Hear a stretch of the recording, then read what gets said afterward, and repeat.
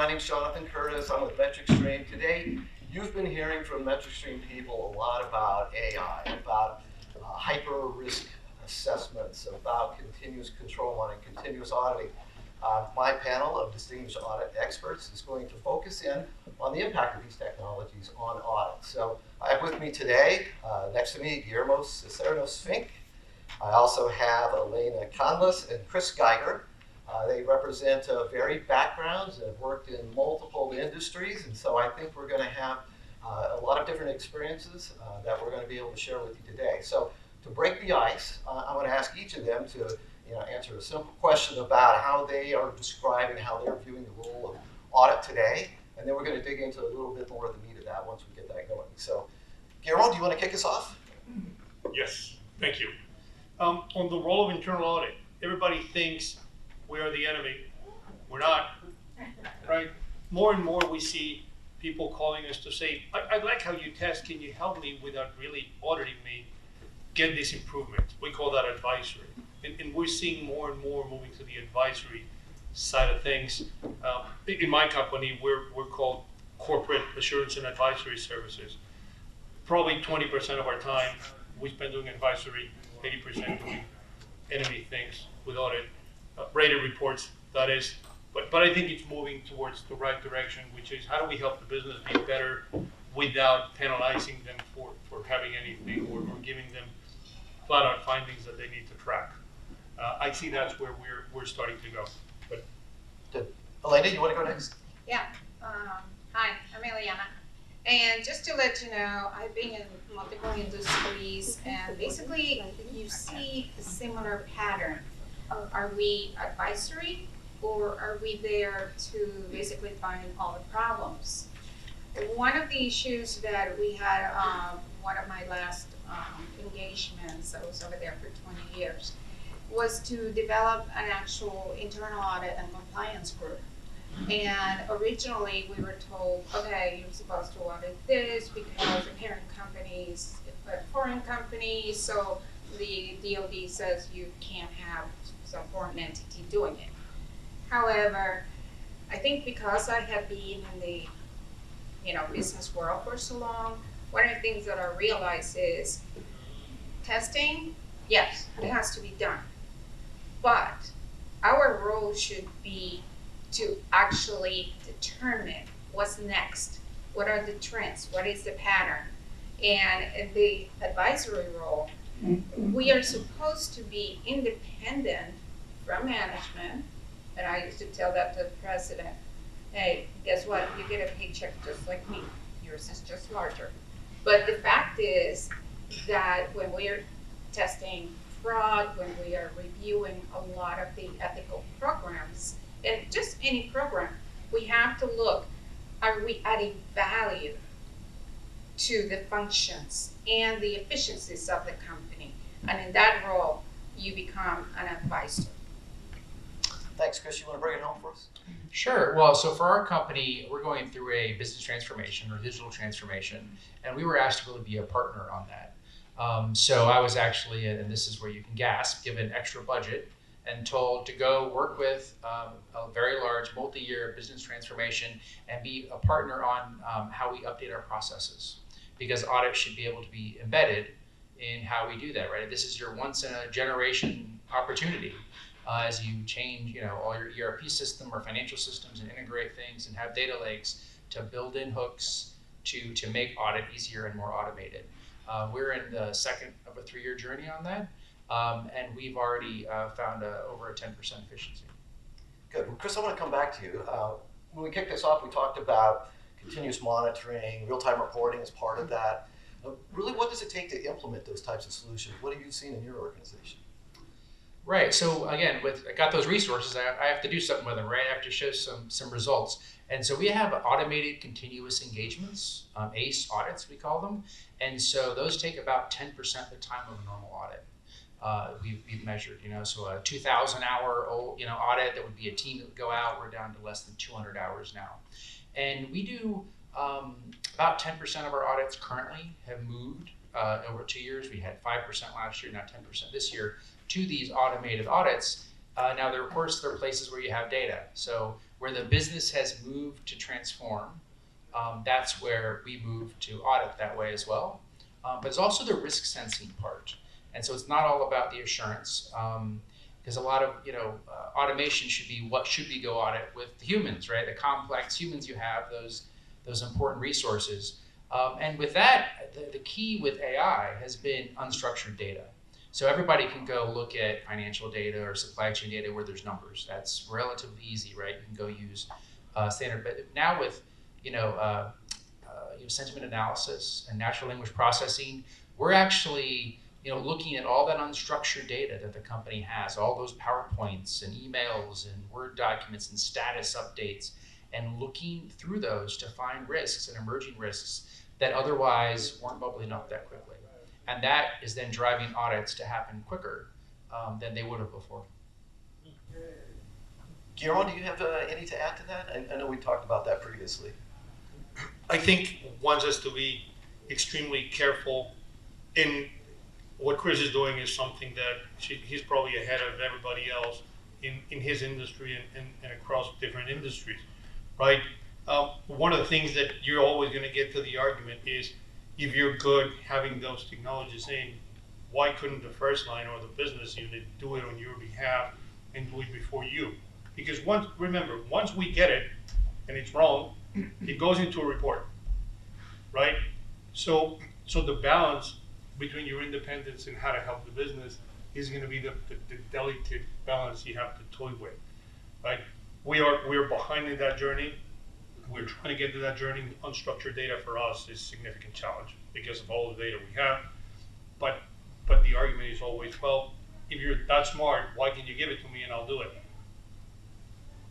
Fair point. So that's what we're struggling with. Got it. So Elena, maybe kind of playing on this idea of the human element of this, what skills and capabilities are required for auditors to function in this new environment? Well, we definitely need to have SMEs when it comes to, let's say if it's financial, you want to make sure that these people have a background on accounting, finance, IT auditors. We're responsible for everything that happens, operations, etc. So one of the things that I like to do, and I have been doing this for decades, is anytime that I have a new hire, it doesn't matter if they're fresh out of college or they have 20 years experience, I make them understand what we do. Like, what actually do we do? Do we make widgets, and what do we do with them? What is the whole process? Because unless the auditor understands, or the consultant understands, what actually is the bottom line? Where did all these revenues come from? What are the parties that are involved? It's going to be very difficult for them to understand if there is some discrepancy. So that judgment call, that thinking, that's critical, because you may see a transaction that, okay, balance debits and credits balance, but you may see something in one of those transactions that says, oh wait, that's a red flag. Where did that come from? And I could tell you, something as crazy as somebody bought a dog and it's in their expense account. It wasn't capitalized. But something as crazy as that, and you're thinking, okay, well, this is a multi-million-dollar company. What are you talking about?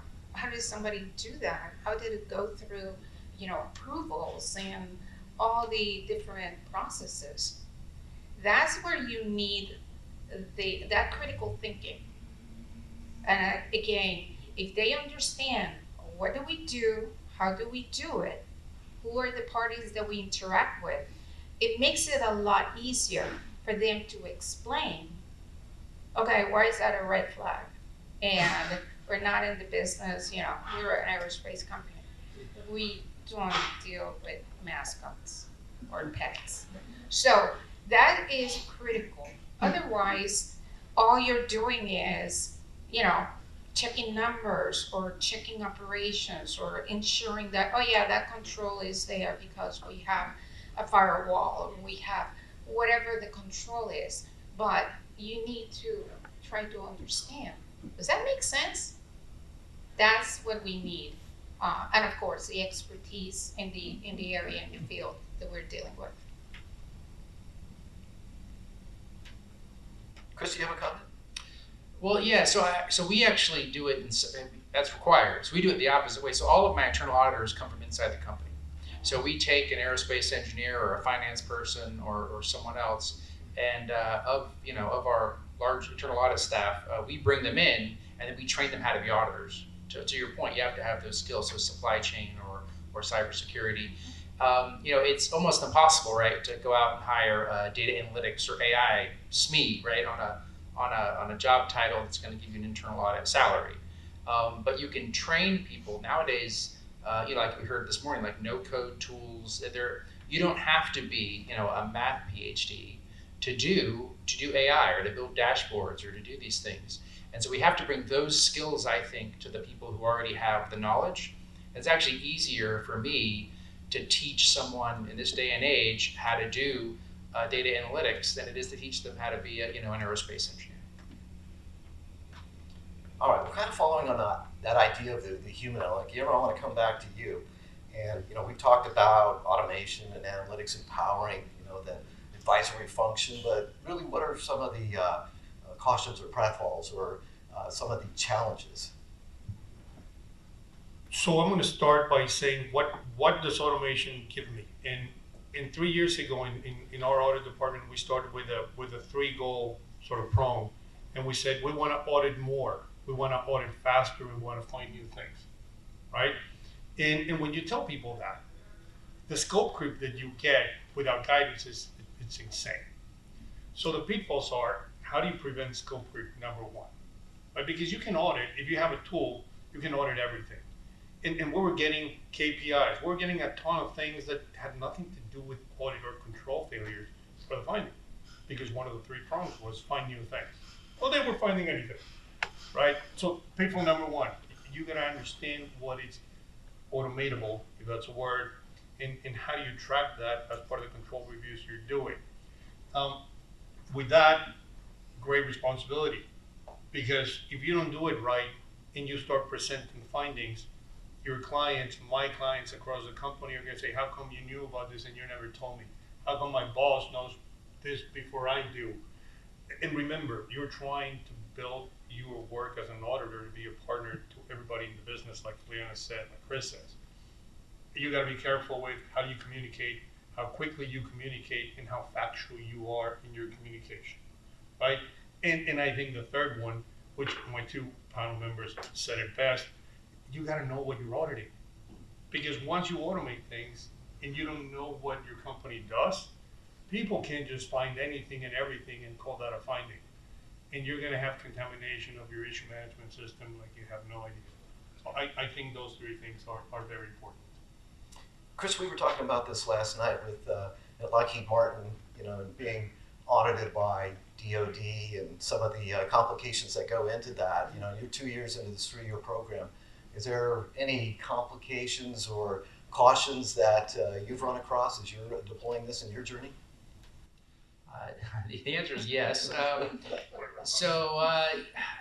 of it is how you work with those stakeholders, and the board of directors is your most important stakeholder on showing the progress and showing the value, right? So it can be challenging. So you've automated something. Okay, where are you going to get the cost savings from?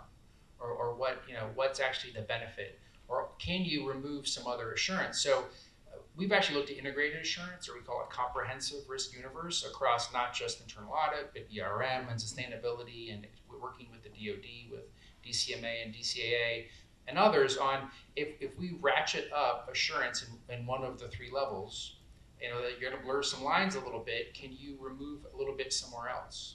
And so in some places, because of this integrated risk mapping, we've said, you know what, I can do less audits here because another group, is doing extensive compliance and we've begun to rely on that. Or vice versa. You're not just trying to pile on. And so in some cases where I could do automation, we actually backed off because the government does a lot of audits, and we were able to say, you know what, the three-letter agency, is already doing enough in that area, and we can rely on some of that basically as field work. So there's a little bit of coordination that you have to do. And back to the question that you had on, okay, why are you doing basically the first line's job? Because if I can make a dashboard, well, so management should have done that ahead of me, right? I should be verifying that they're doing that. And there is an interplay. It's that blurring between the third line where I am and the second and the first, which can be healthy, I think, because what happens is when I do that, an intelligent manager goes, wait, I want that. I want to manage with that. And we hand it off to them. And that's the only way I'm able to keep doing new things, right? I have a small team, but as we do something cool for finance or for someone else, we actually work together, bring it up back to the first line, and then we just check that they're using it. We can move into that direction. So I think you have to see that as a continuum. Got it. Ileana, I know you've got experience in multiple industries. Is there any other advice that you would care to give to the group here today? Well, I think across industries, we have to think about risk. We have to have a good definition of risk. And we have to know what is the board of directors, management, owners' appetite for risk. Because we could have 100 findings, and if they're minor, they may have, yes, a big quantity, but if they're minor compared to the strategic position or the requirements within that industry, then it's not going to really add that much value. Yeah, they bought the $400 dog. But when we are looking at, do we have a high risk that, this could impact, let's say we're working on a secret contract, and that could be serious. It could be a minor finding, but the consequences of that could be horrendous. So you need to understand, and you need to meet with the board of directors, with the CA committee, whoever it is that is going to make that decision, and then determine, okay, what is our risk appetite? What can we get away with? And what is going to be crucial? Because whether it's internal audit or it's an external auditor or DCAA or DCMA, and I had my decades of working with them too, we have to understand how is that going to impact not only the operations, but the bottom line of the company, and actually being able to operate. DCAA and DCMA, if you have a certain value of disparity in your contract, you could be forbidden to bid on anything for X number of years. So you could say, well, that was like 10%, it's okay, we'll refund to the customer. Well, no, it is significant within the operations of the company. And guess what? You may not be able to bid on anything, and that means you may be out of business before you know. So you need to understand what is the risk, what are your requirements, and what is your environment. Ortiza, how much time do we have? 5 minutes. 5 minutes. So today we wanted to kind of introduce some of these concepts and how they're being leveraged and provide a little bit of advice and advisory services on that. But since we do have just 5 minutes, we can take a couple of questions. Yes?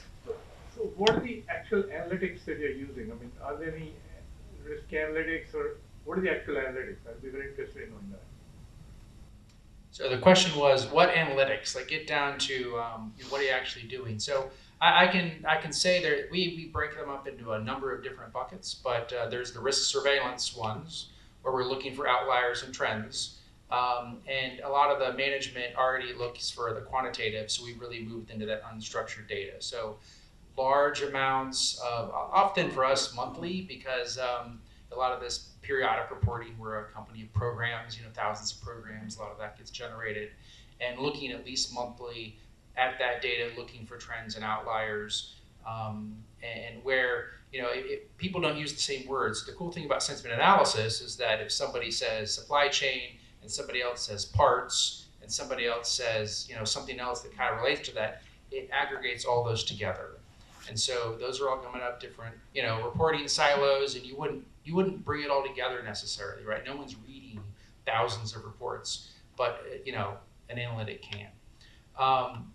A lot of these things are free and open source tools. So if you have the right data scientists, you're linking basically free and open source tools together. But there's also commercial off-the-shelf tools, and I won't name any of them here, but there are some that can do that for you.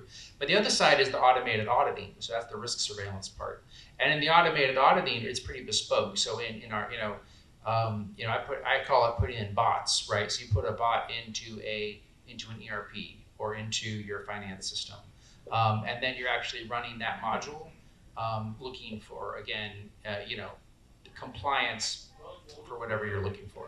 So those are the two ways we've kind of broken it up. One more right here. How do you distinguish, once you're into online active auditing, how do you balance the fine line not coming for first? You talk to them, right? In my experience, once you get a bot or a tool or a process that actually works and is giving them real-time feedback, which is what we're striving to do, a lot of my clients started asking me, can you give it to me? Can I run it? Yes, you can run it. Like Chris said, it's going to give me free time because they're going to know. As long as we keep having our meetings every month and we keep seeing, what did you see? Did you see a different pattern?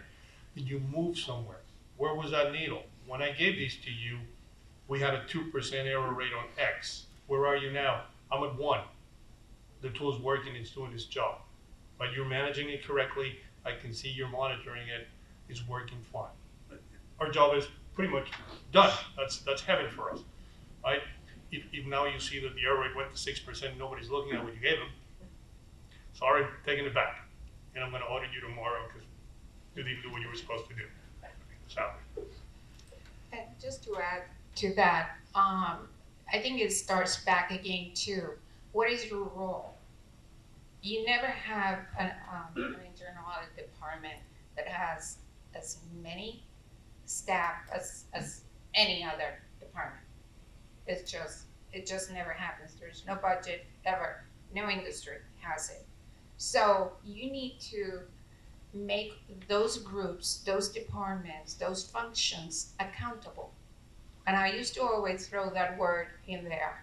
And there were a lot of signed forms that I used to say, reviewed and accountable.